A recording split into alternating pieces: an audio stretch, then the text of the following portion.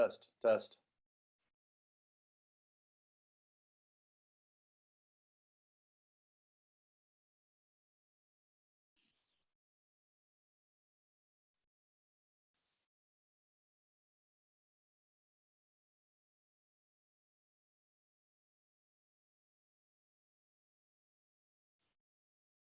Test, test.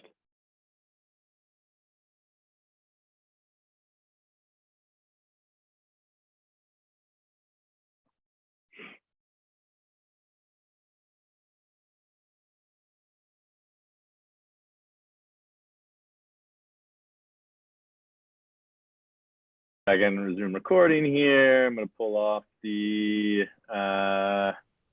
screen share. There you are in all your glory. Fantastic. All right, we'll wait a couple seconds here as a bunch of other folks log on.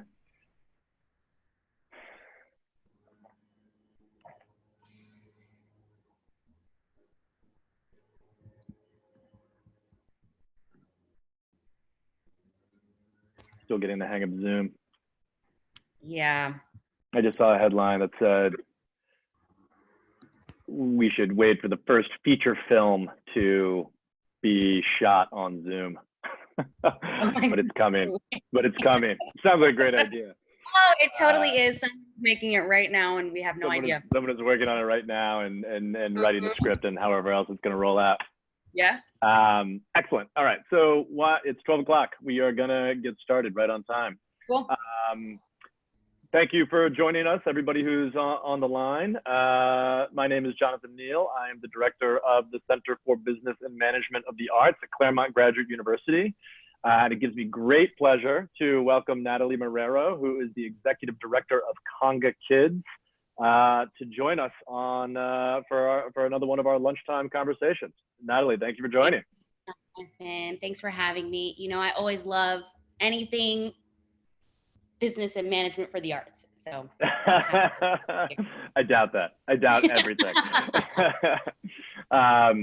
So first off, how are you doing? How are you handling quarantine? How is life for you outside of work and professional commitments? Sure. Well, I would lie if I said I'm not a homebody. So being home and having a global excuse to be home is nice. I think that, I know someone personally in my family who's been COVID-19 positive. Oh, really? So being from the East Coast, being really one of the only folks in my family on the West Coast is, hard because all the things go on in my head. But, for me, it's just really about staying in touch in a different way. And enjoying the peace and calm. And I've started running again. So that's also been really nice. I live in the center of Hollywood and I never see anybody here anymore. So that's really nice. Interesting. I hope your family member, COVID positive, okay, managing through the worst of it? Managing, and I actually love watching Governor Cuomo and his brother. I think they're such a great example of like really seeing what being COVID-19 positive is and can look like and the sort of how it fluctuates. So, my family member is doing really well and sort of just doing what they can. So that's good to hear. Yeah. It's kind of remarkable. I know you're an East Coaster, a New Yorker as well. As you know, I was there for 20 years. Who would have thought that that Cuomo would have come out as America's governor all of a sudden and become this kind of this phenomenon? Something about crises in New York State, New York City seem to bring these people out. It's kind of remarkable. Honestly, I'm waiting for someone online to just start the Cuomo 2020. It's already started. It's already started. I've had so many conversations about it. Everybody's wondering about this, the brokered convention with the two presumptives or these kind of old guys just hanging out behind the curtain of their screens like the rest of us. But and then there's Cuomo and his kind of like late 50s, early 60s, for, perfectly fine, good health, seems to be out there doing everything that needs to be done. It's certainly a much stronger picture than I think that you've got with Joe or Bernie hiding behind the scenes. So we'll see how that one develops. Oh my goodness, it's going to be interesting. It will. So, what's happening with Conga Kids, and tell us a little bit about how your organization is managing. I know that Conga Kids is deeply invested in LA Unified and in the school system and with the teaching artists, and so the way that this thing is unrolled with the education programs and with the schools has a different impact on you than it does on some other types of arts organizations. So please illuminate us. Right. So just to give folks on this conference a sort of what is Conga Kids, who is Conga Kids, we offer partner dance programming to over 100 schools across LA County. So at this point in the year, we were in 104 schools across 12 unique school districts, not including LAUSD, which is one of the largest in the nation. In this particular semester, we were working in 57 schools. So by the time the beginning of March, where schools were closing down, we had already been 50% through the spring semester. So in that moment, it really was challenging because as a partner dance programming, we require touch, we require closeness, we require maybe like 2 inches of social distancing, not 6 feet. So what was happening even before school closures is we had to tell our teaching artists, our staff in the classroom, make sure you tell kids to wash their hands before they come in. And we were trying to adjust in real time. What are the kind of precautions we could before we got to where we are now? These moments require a lot of those who lead their institution. So it was very hard the first few weeks when our, principals were calling us to say, we have to postpone. We're limiting people who be on our campus. So that is about 26 staff members that I had to call to say, you don't have work indefinitely. And I can't tell you anything else besides our partners are telling us you can't get on the campus, and also for your own health and safety, I don't want you there either. So that was sort of step 1 for us. Then this is probably like day 22 that I've been, home and in quarantine. And we as in myself and our programs director and our programs coordinator, just were working from home, and we began to realize this is going to be a lot longer than we're assuming. And what can we do, recognizing the gap and the need for video instruction? Even though that's not our strength, what could we do? And how could that be a solution to finalize our contracts and gain the income that we were expecting? Because at this point, it's almost a $300,000 loss. And that's, we are one of many institutions right now, the arts or not, who are in this predicament. And also, how do I allow, even in the smallest scale, my artists to get grocery money? That's also what's going on in my head. What can I do to help them, even if it's not going to pay their bills, but can help them move through this as much as they can. So as of last week, we have officially board approved plan to develop a 10-part video series. We really started shifting and just calling our partners to say, hey, if we were to give you a pre-recorded video series, because we're not sure the capabilities of our own staff in terms of Zoom or things of that nature, would you be able to fulfill the contract? Do you think you could implement this? Is this a way to help you? And so from there, we got lots of yeses. And of our 57 schools, we have about 27 who have already said 100% on board. Linwood Unified, for example, we're in the entirety of their district. They were the first partner to say, okay, when am I going to get the link? So we're really lucky to have really key partners that want to be a part of this process. And so right now, what this looks like is we are figuring out what are the strengths of our team that we don't utilize. Because typically when we're in the classroom, we're teaching foxtrot, tango, salsa, merengue, and swing. They require 2 people. It's 5 of many different, you know, dance disciplines or genres. So we had to just solicit every single one of our staff members, like, one, are you okay with the rate we're going to offer you? Because it's not what you're used to. And if you say no, I'm not going to continue my spiel. If you say yes, what is your Rolodex? What is your expertise? And how do we use that to really expand our offerings? And so at this point, the working title is Social Dance for Social Distancing. Pretty good. Yeah. And so is the idea, so your teaching artists would sort of help develop some of the pre-recorded curriculum now that's going out with a bunch of different dances or different things that people can do, and then it's delivered to the schools, and then they're going to distribute it to their Right. kids and see how it runs. Right. And so just to sort of illuminate, we're thinking 10 videos over the course of 5 weeks. So it's 2 videos a week. And we'll have sort of a promo video that we can send out just to get, you know, the kids excited to see familiar faces.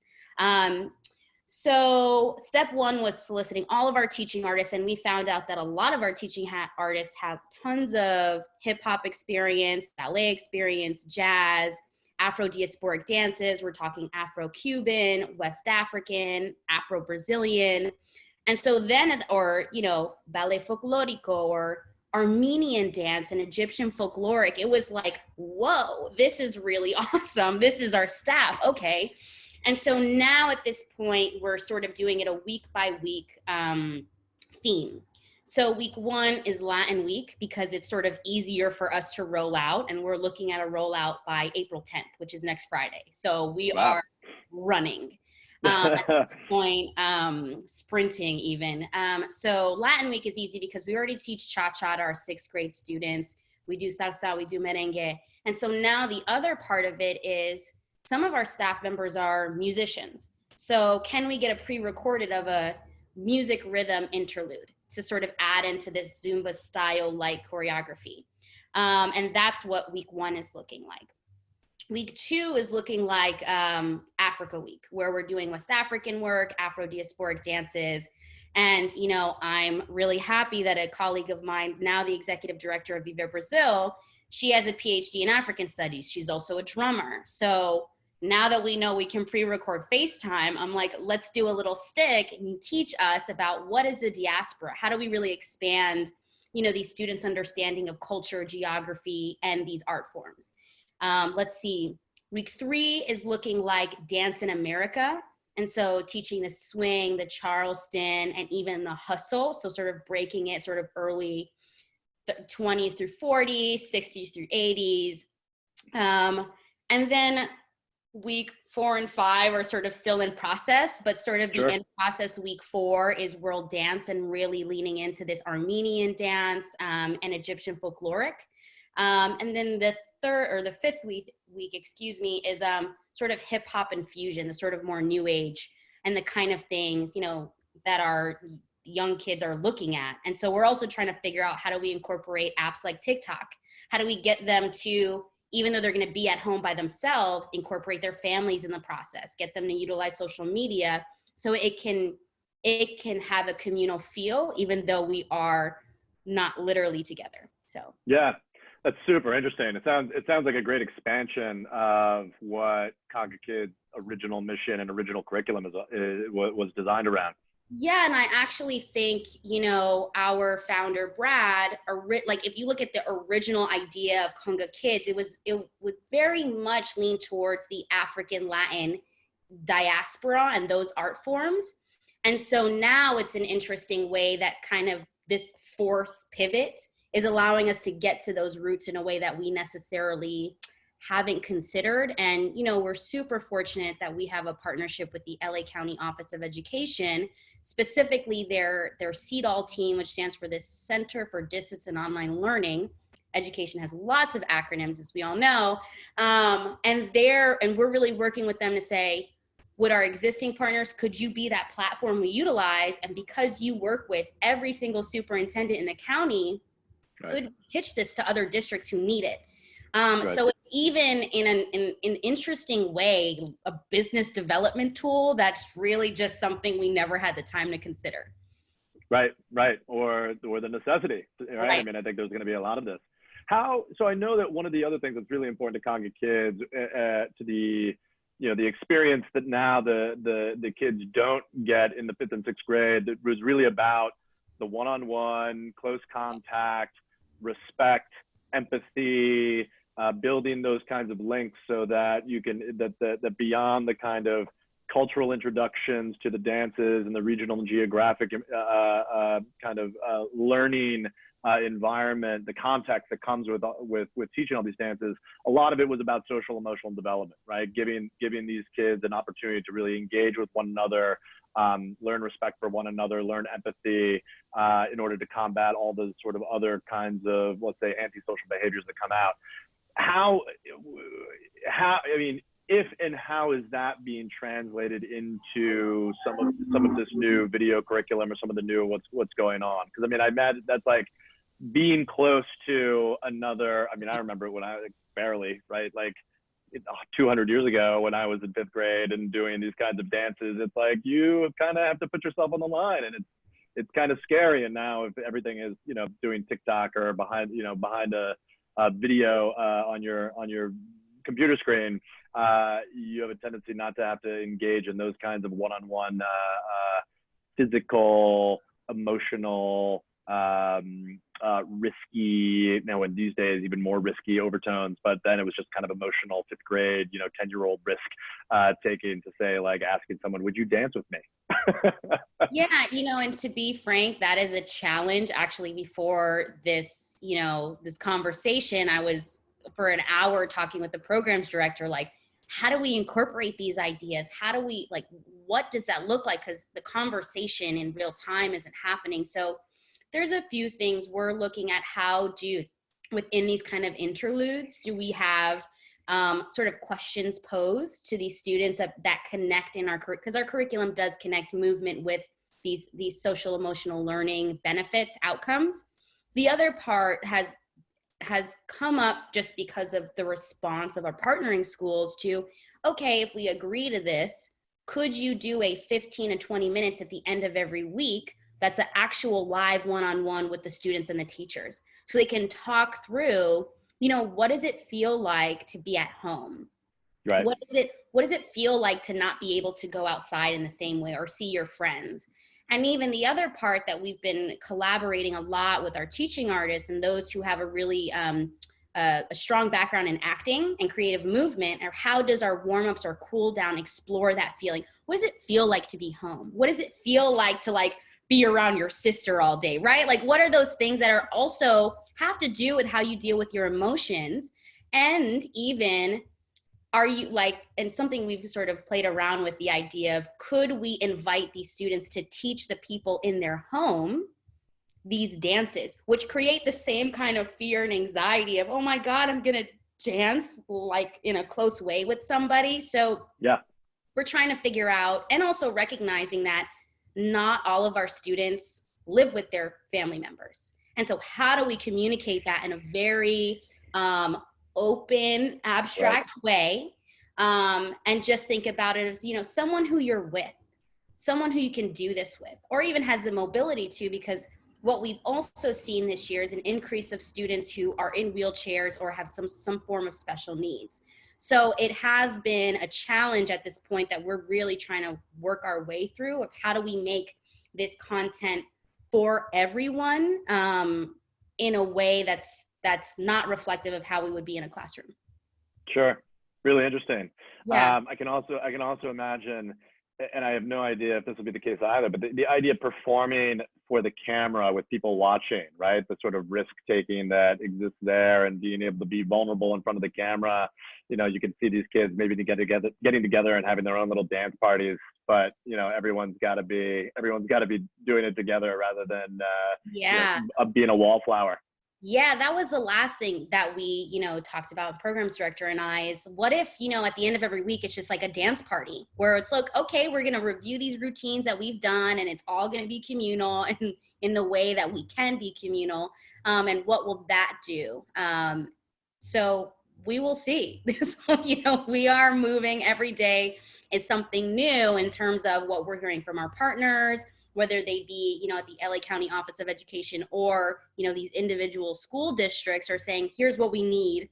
And also parents who are telling schools, I need X, Y, and Z so that they can have a moment to, do their job. And yeah, totally. All of this as well. Can you please, you can teach our kids how to dance with earphones on in the closet. Yeah, for 2 hours. Oh my God, right? We're giving them that at the least. And the other challenge we seem to be sort of at and trying to problem solve is our teaching artists. They all have very different skill sets, and we can't even be in the same room to teach these humans the steps that are not part of our, atypical curriculum and training. So it's now become, and also not all of our teaching artists have access to a laptop. Also the economic standing of the staff. Yeah. I have, and that's something that I'm trying to problem solve as much as I can. But then that also, unfortunately, the outcome of that is, well, then you can only do X, Y of this project and not X, Y, Z and Right. that's always tricky, but we're trying to figure out ways, does say a teacher who can't do Zoom on because she doesn't have a laptop be the teacher who does an Instagram live session? Maybe, right? Maybe that's how we sort of shift. And so making sure that there's equity in our opportunity at this point. Yeah. So, and how are those teaching artists doing? I mean, I know as an education program, you've got this sort of very extended staff, but in the conversations with your teaching artists, conversations with the schools, I'm always sort of curious to hear from the leaders of these arts organizations, how they become these kinds of sort of beacons and focal points for a lot of the different conversations that are happening within the social strata. So, what kinds of conversations have you been having, and how have you been handling those?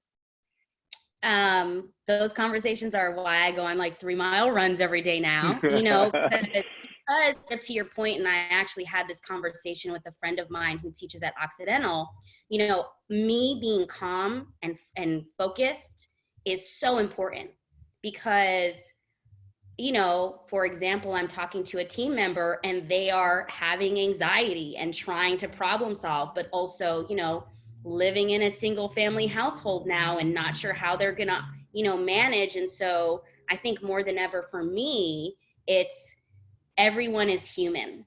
And how do I just communicate to them as that? And then it just so happens to be that via hierarchy, I'm their boss. Right? But right now, it's not about what I tell you and this is what I need. It's, hey, here's my idea. How do we work together? Because I want to help you. And not all of our, I've had some conversations with folks where they've said very nasty things to me, but it's like, that is not, I can't take that for face value because everybody's going through something right now. And honestly, it also allows me to understand how I need to, the kind of work and hustle I need to have so that I can try to support them. Right now, the potential of this video series to me is like, great, how can I get them some consistent work over the next few months in a really, whereas who knows how long we'll be inside our homes, right?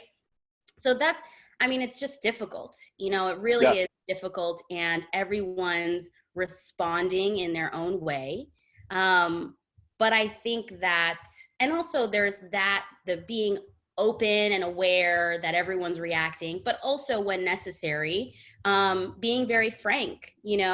This could mean that in the next few months, I have a decrease in my salary as a way to make sure this institution thrives and can have an outcome after the fact.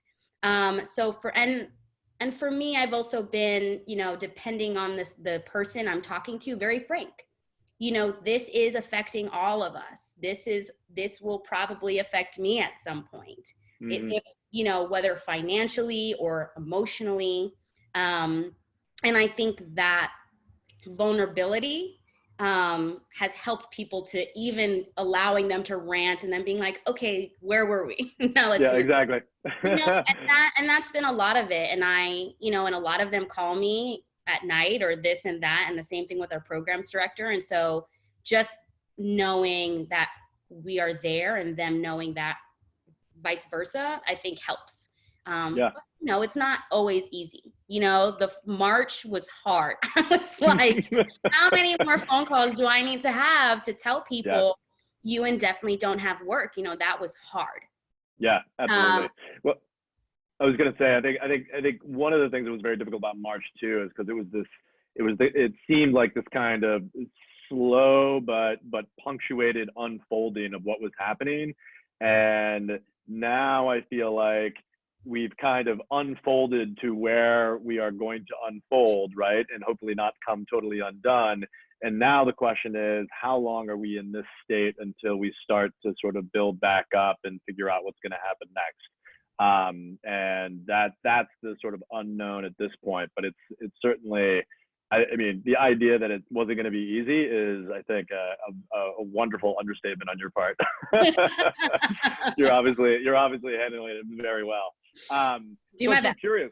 Yeah, I mean but also, I mean you pivoted very fast, and you have this new initiative, right? I mean, it's like the being able to take Conga Kids sort of into the digital, into the content production, into the almost turning it into a media operation with all the resources that you had at hand, and figure out how that works.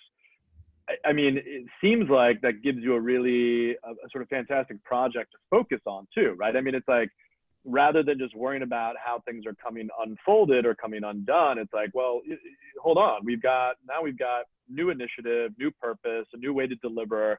Let's focus on what we can do and what we can control, and that must be providing a lot of kind of, not stability, but let's just call it a way to think about the future that doesn't just seem like one big question mark. Sure. And you know me well. And, when I was first talking to a team member of mine, like, what do we do? There was just so much, I don't know, I can't even wrap my head around it. And at the end of the first week of sort of being quarantined, I was like, look, this is Friday, we have the weekend. On Monday, let's move. We will ask for permission, never, and just do what we know people are responding to. Right. So that was sort of the one thing. And I think, giving the folks on my team permission to just do it. If you and your gut is telling you we have to communicate to X, Y, and Z, let's just do it. And the other part, it's sort of funny that you say ahead of the curve, because I feel like I'm 2 weeks behind the curve at this point. No, that doesn't sound like it. Sounds like you pivoted fast. And I think there are a lot of organizations that are. Right now, I'm like, shit, I should have recorded the videos yesterday. And do I need to start do I need to start dancing again? And 100%. That's why we put you on the front tile in one of your dance moves. Oh my God, right? Maybe I should. And it's just sort of, I think maybe it's the pressure, but I think for me, what I also said to our programs director, I'm like, look, we can be not just creating the program so that we can get income and keep our jobs and blah, blah, blah, blah, blah. That's all great. But how badass is it if we're going to say we are innovating ways to provide arts education and dance education in a way that people don't have the capacity to think about do? If I was at, Viva Brazil, for example, it would be a very different conversation. They too are really finding these really innovative ways to provide dance, whether it's free online classes or getting folks to pay. But, that's just one step of moving forward. And for me, it is, how do we be innovative? How do we really reimagine our institution? Because no business ever will be the same. Education will never be the same. There is, no normal that we will return to after this. So we have to be thinking about, in 6 to 12 months, what would the world look like, and what does our institution need to look like? Right. So that's really exciting to me. And, it does give me something to focus on, and give me hope, in a sense, that there is a way that it's not just about providing something to someone, it's being in partnership with, our districts. And honestly, it's how do we learn from one another? What they're learning right now about how students aren't struggling, or families aren't struggling to instruct at home, will allow us to understand how we can be more impactful in these videos that we're doing, and what's the kind of content that's sort of falling in the cracks. So honestly, I'm just really excited by the idea of really innovating what, dance can look like, and connectivity can look like.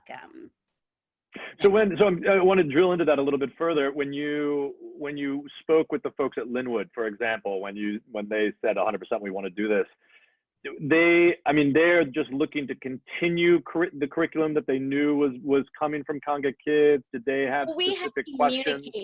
Yeah, so we had communicated to them, like, we are developing something, and we know it will have a warm-up, it will have a choreographic based program. We did let them know it would be different from what they're typically used to, because, even if we wanted to make this a partner dance video series, I live alone, right? Some of our teaching artists live alone, and I'm not going to risk my health, nor am I going to ask them to do that. So there was that sort of part. So we had to say, okay, we cannot require partner dance as part of this. And so we let them know we'd have a sort of warm up, a choreographic, and everything we talked about is like Zumba style, like follow the leader, and then a cool down. And that we would incorporate parts of, SEL, the social emotional, into it. We would make sure that, just like our curriculum, that it fits certain contexts, whether they're the visual and performing arts, or PE, or English, whatever, that they would still connect in that way, and would they be open to that? And sort of, it was just like, us being transparent that it's not going to be exactly what you're used to. Yeah, of course. But is this something that you're willing to try? And I think what's interesting is, it allows us to know who our really key partners are, in terms of being able to trial something with us. Yeah. And on our end, we've also communicated, look, as we roll this out, give us feedback so we can make this better, because it might look like, from June to, August, we're developing a 20 video series, because schools might not be back in session in September, right? Yeah. So knowing that, and being able to communicate that we're also thinking ahead in that way, I think is really critical. Now, there are some schools that have said to us, I don't think so. We like the magic that we get in the classroom. And, we understand that, because that one-on-one, that physical connection, there's nothing that can compare to that. And our response is simply understood. Okay, sure. We completely understand. We're always here to provide the video should you change your mind, but we have to follow the mandate, so to speak, on a federal, or not really federal, but state, local level, and put the health and safety of our, staff at the forefront of our decision making here.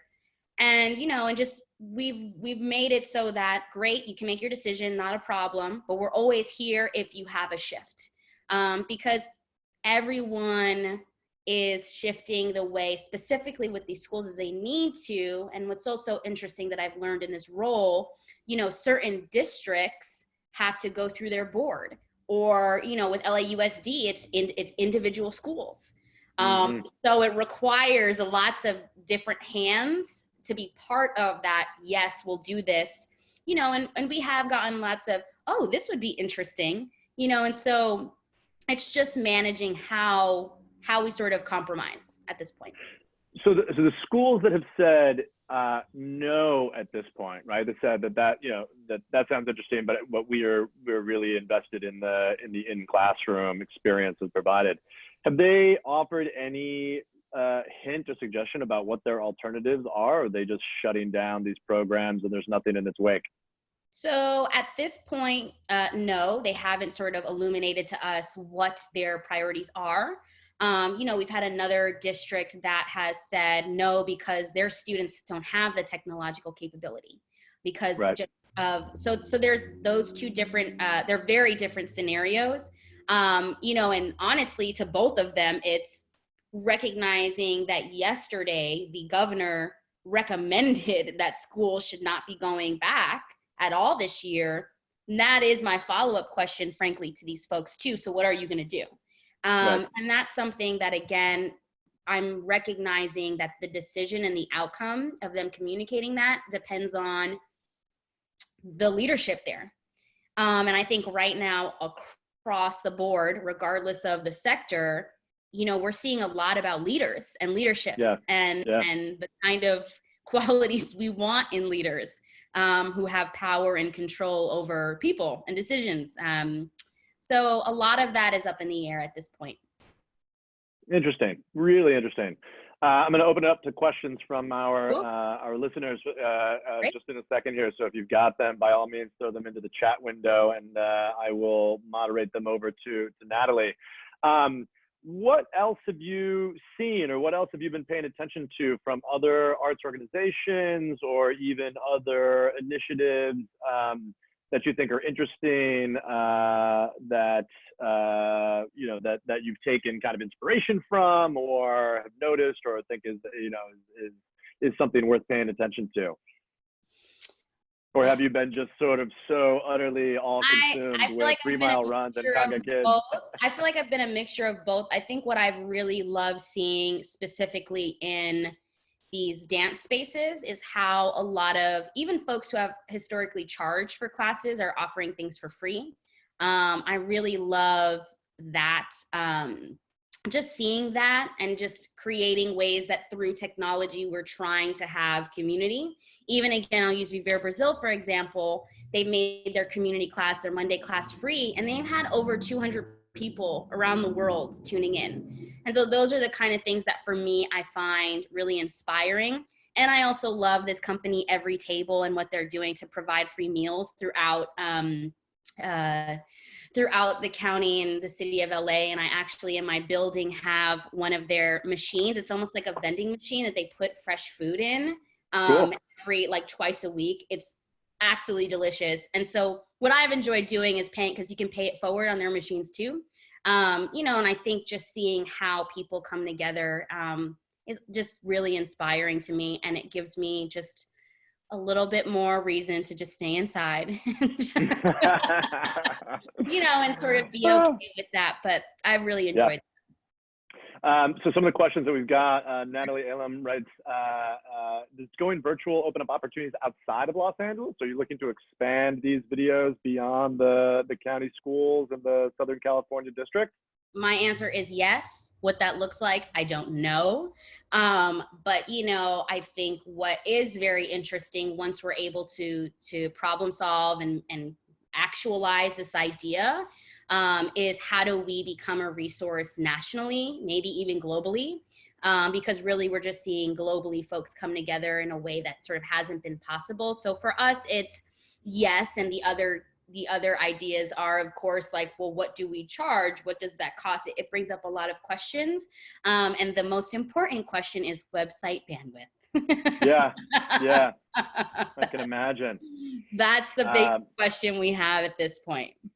Well, I can't imagine who the business development people at Zoom are getting all of these partnership requests from various different organizations, because they seem like they're going to be the video provider du jour.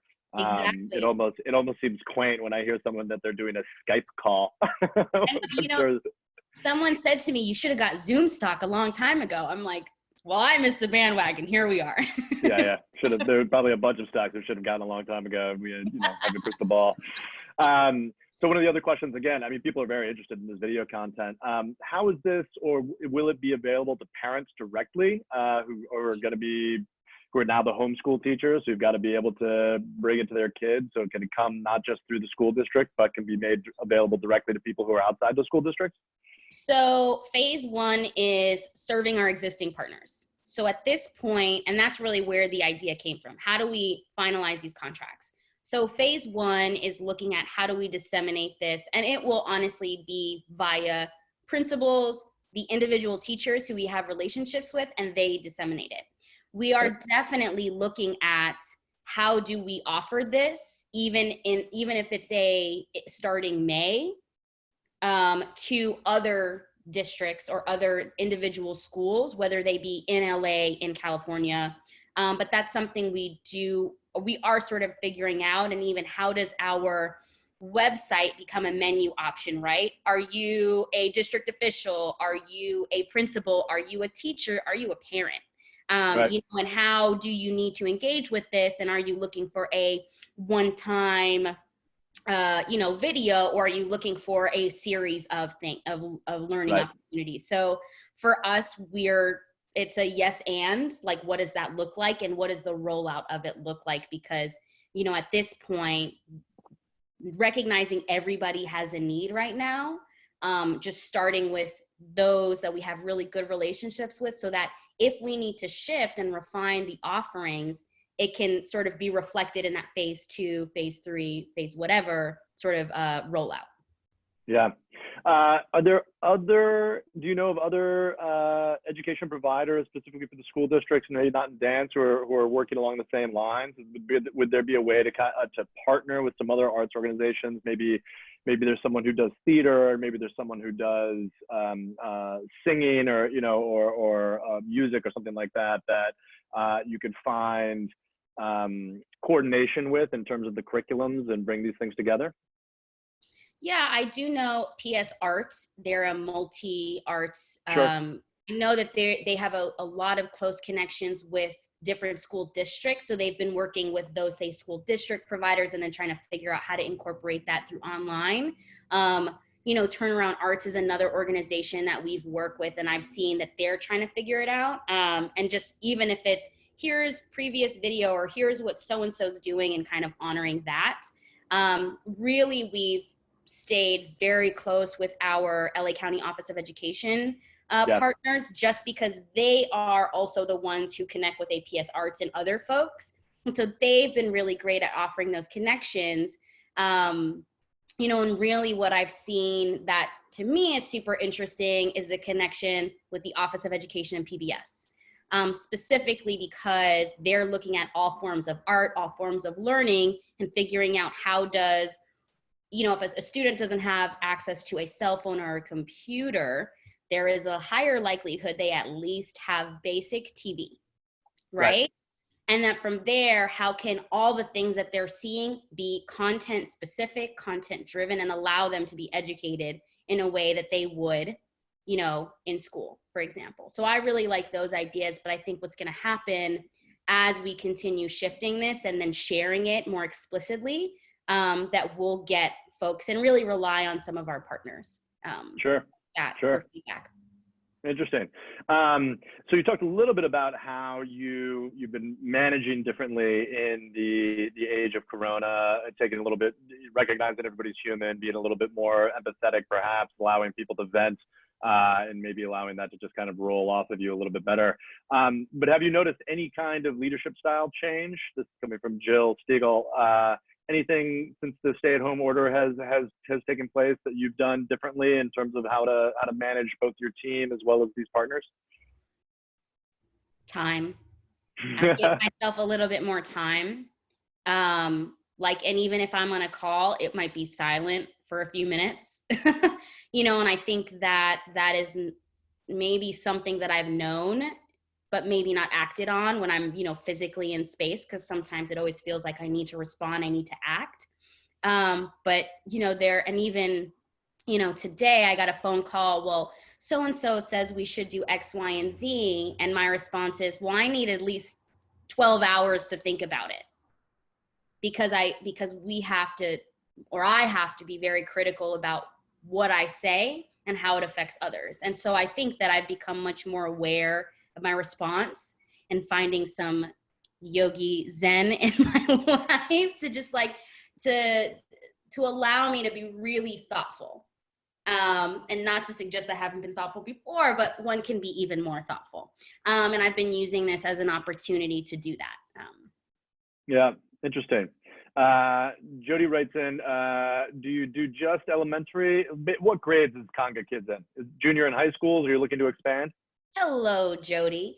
So Conga Kids historically has been 5th grade. About 90% of our program offerings is for 5th grade, but we have 4th grade and 6th grade.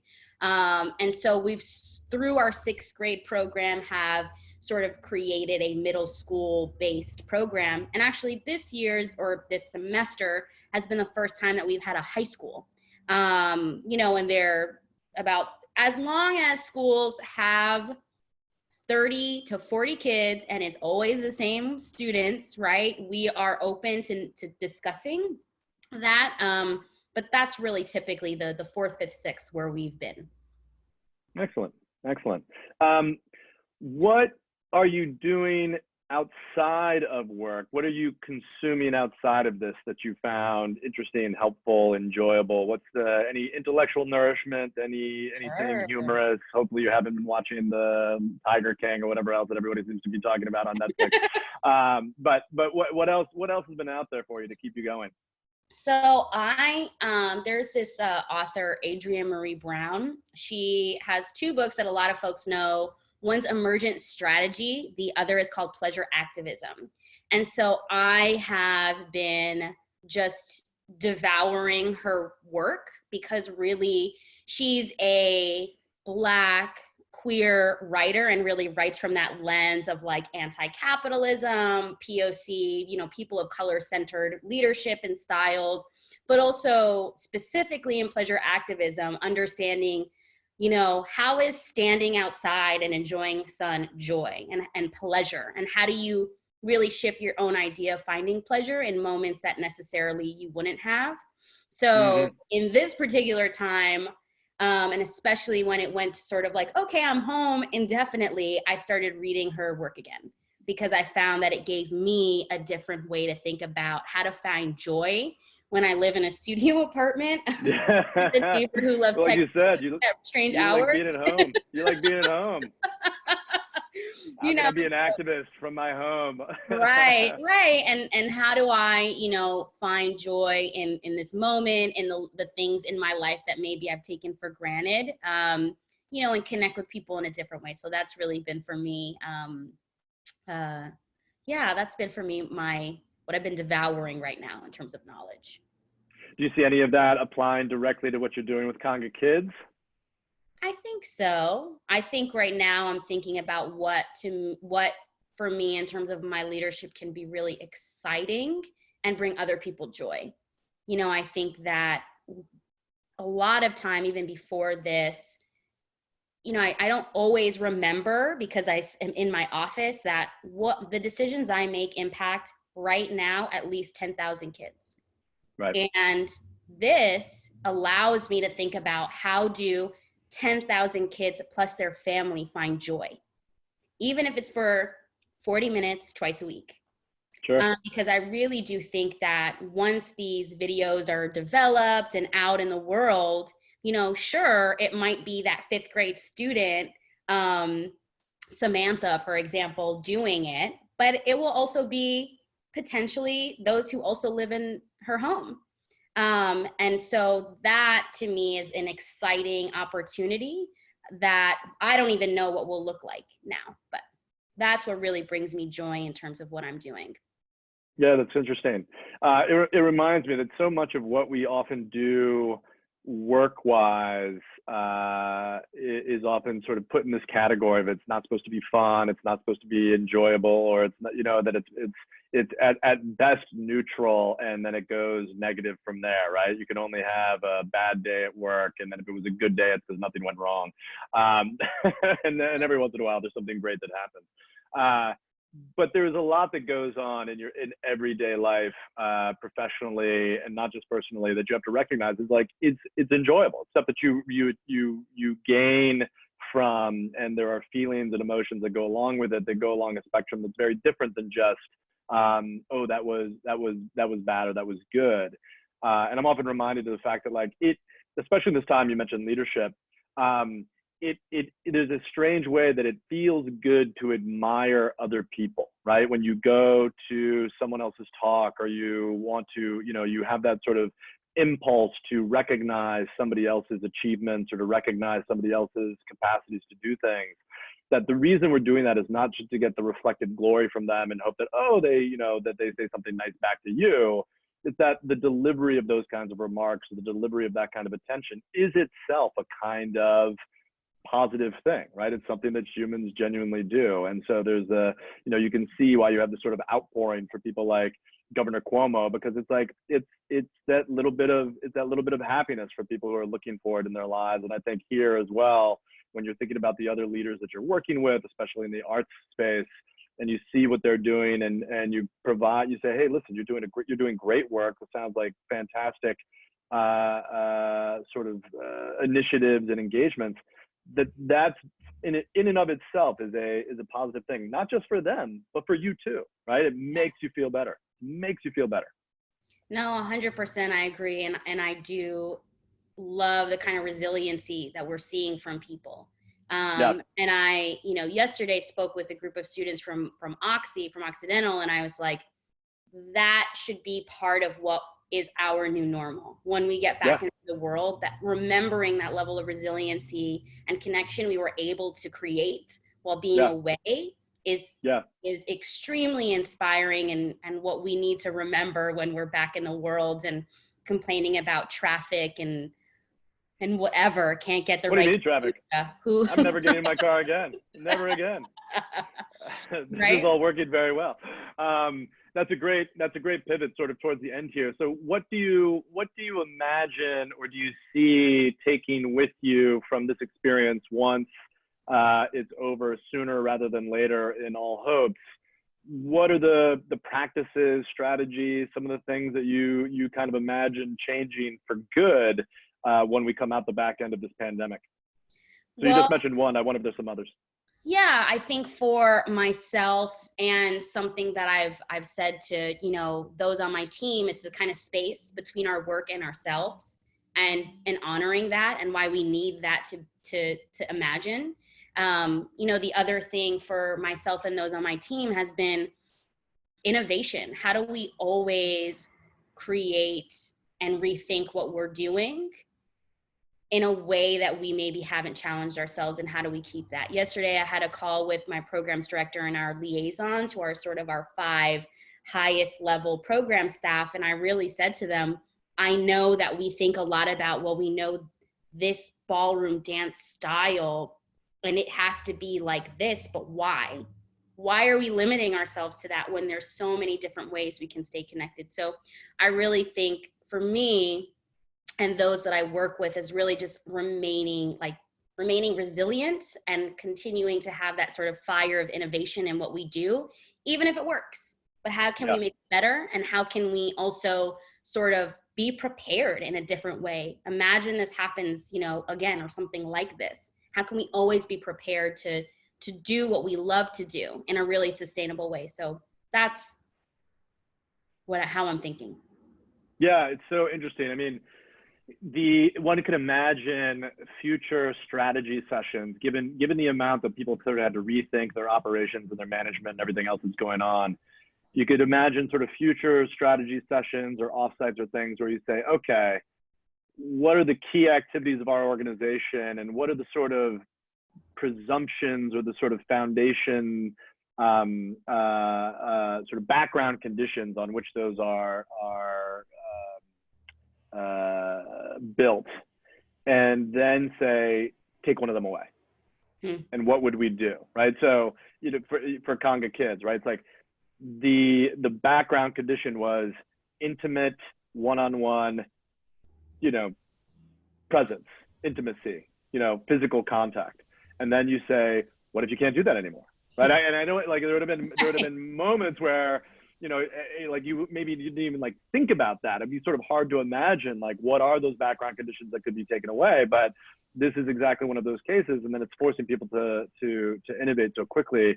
You could imagine that it's like, how do you make that a regular part of your strategic planning process not because you're trying to think how to manage any scenario that might come your way, but more is like, how, what are the things that we could do that it would force us to think differently about what it is that we deliver, what our missions are, and might make us just that much more of a resilient type of organization or resilient type of business, because we have ideas that are driven by the kind of necessity that might come with something having changed like that. So it's kind of interesting thing to ponder.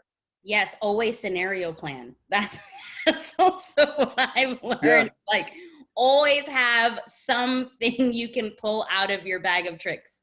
That is forever. That's right. That's absolutely right. But I mean, it seems even more kind of interesting today, because I think there's, obviously necessity is the mother of invention, but these moments are creating so much change, and nothing will be the same going forward, right? I mean, I think from an organizational standpoint, from top to bottom, large to small, commercial to nonprofit, the new autonomy of work, right? The fact that you can have people at home, offsite, still engage in the kinds of projects that they're engaged in and doing the work they need to do, that didn't require people to be sitting in an office, or it didn't require people to be, present to one another 5 days a week for 8 hours a day, right? Like, maybe it makes much more sense to have that happen for a lot of people once a week, right? Or for 3 days every month or something like all of that, I think, is all of a sudden on the table, right. Especially as so many businesses are also going to be sort of stripped down to their bare bones and then building back up. And the way that they build back up is not going to be just refilling the various different office spaces that they are getting rid of. It's going to be, hopefully, fingers crossed, I'm trying to keep a positive spin on this, much more intentional about how they move forward with the kinds of work that they try to do. Yep. Interesting. Time will tell. Okay, Natalie, fantastic. Good luck. Thank you so much for joining us. Thank you for having me. We wish you the best for Conga Kids, for all the kids in the schools, and we look forward to seeing some of these videos, and we will have to take part. It'll be fun. I will. But only if you are dancing.